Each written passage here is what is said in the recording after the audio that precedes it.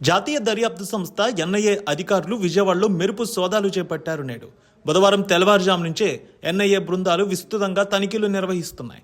వించిపేటలో మరోసారి ఎన్ఐఏ సోదాలు జరుగుతున్నాయి. విజయవాడలో ఇప్పుడు ఇదే పెద్ద హాట్ టాపిక్గా మారింది.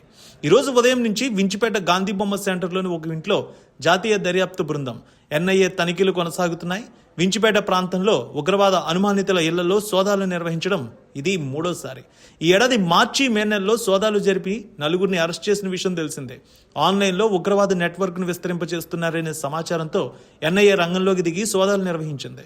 తాజా సోదాలతో మరోసారి ఈ ప్రాంతంలో ఉగ్ర కలకలం రేపింది. ఆన్లైన్ ద్వారా యువతను తీవ్రవాదం వైపు ఆకర్షించడం, జిహాదీ కార్యకలాపాలకు ప్రణాళికలు వేయడం లాంటి ఆరోపణలు వీరిపై ఉన్నాయి. ఈ ముగ్గురు ఇళ్లతో పాటు వారి బంధువుల ఇళ్లలో కూడా ఎన్ఐఏ అధికారులు సోదాలు చేస్తున్నారు ప్రస్తుతం. ముందు విజయవాడ వన్ టౌన్ కొత్తపేట పోలీసులు నమోదు చేసిన ఈ కేసులో వేర్వేరు రాష్ట్రాల లింకులు బయటపడ్డాయి. దీని తీవ్రతను బట్టి ఇటీవల ఈ కేసును అధికారికంగా కేంద్ర దర్యాప్తు సంస్థ ఎన్ఐఏకు బదిలీ చేశారు.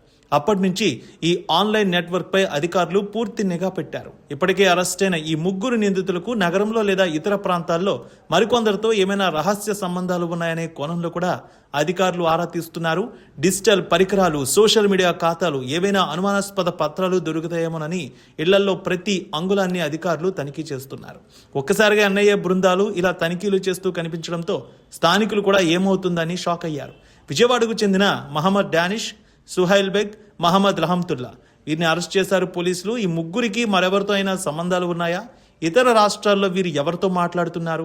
వీరికి బంధుత్వం ఉందా, లేదంటే ఉగ్రవాద స్థావరాలకు వీరు లక్ష్యం చేసుకుని ఏదైనా చేస్తున్నారనే అంశాల గురించి అన్ని కోణాల్లో విచారిస్తున్నారు ఎన్ఐఏ అధికారులు. ఈ ముగ్గురు ఇళ్లతో పాటు వారి బంధువుల ఇళ్లలో కూడా ఎన్ఐఏ అధికారులు ప్రస్తుతం సోదాలు నిర్వహిస్తూ ఉన్నారు. విజయవాడలో ఎన్ఐఏ బృందాలు తనిఖీలు కొనసాగుతూ ఉన్నాయి.